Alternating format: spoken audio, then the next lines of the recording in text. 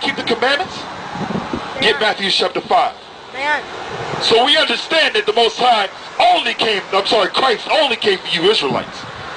We understand that the Most High gave us commandments. Now wait a minute. Does that mean we can do what we want now? We can just believe on Jesus and we're going to walk right through the pearly gates. You got to be crazy. You think Christ, the Most High, sent his son so we can come down here and run rampant, buck wild, do what we want to do? You think that's why he gave his son? So we can now become murderers and fornicators? You think that's why he sent Christ? Matthew chapter 5, read verse 17. Matthew 5, verse 17. Think not that I am come to destroy the law or the prophets. He says, think not. This is Jesus Christ speaking. So you can't get it twisted. You can't say nothing else. This is coming out straight out of the Messiah's mouth. These words right here in this Bible are red. Christ said, think not that I come to destroy the law or the prophets. Meaning I didn't come to make it to where you can just do what you want to do. I didn't come to take away from what the prophets wrote and spoke about. Read on. I am not come to destroy, but to fulfill. Christ said he didn't come to destroy the law. He came to fulfill it. Christ came and kept the law and walked perfect. Doesn't that what being Christian, isn't that all about? Isn't that what that means? To be Christian means you're Christ-like. You're doing the things Christ did. Read on. For verily I say unto you, till heaven and earth pass, one jot or one tittle shall in no wise pass from the law. Wait a minute. Christ just said, verily, verily, I say unto you, till heaven and the earth pass, and if you still see heaven in the skies, we all can look up and see it, and you see the earth beneath you, he said, now one jot or one tittle, meaning now one comma or a period, shall pass from the law. Now wait a minute. How is it that today we think we can do what we want to do?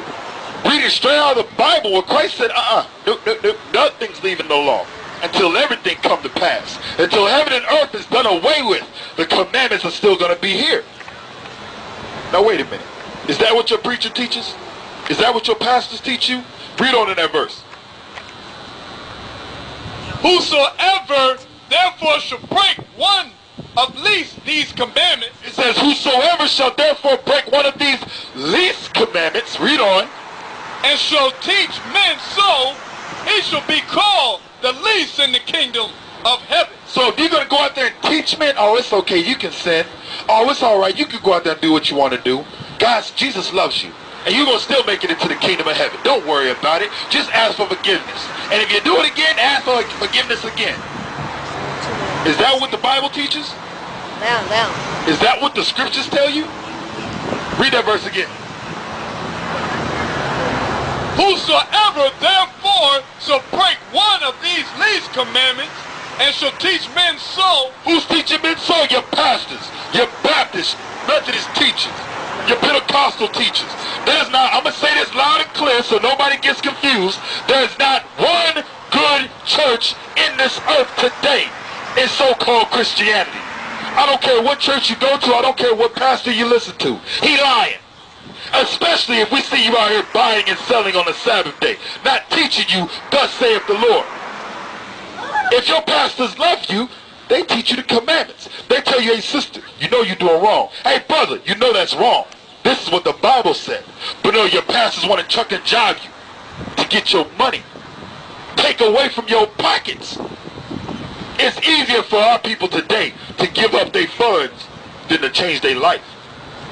Now wait a minute, we just read out of Christ's mouth that he just told you, whosoever shall break one of these commandments, like, oh, I can do what I want to do, and you go out there and teach me so, you're going to be called the least in the kingdom.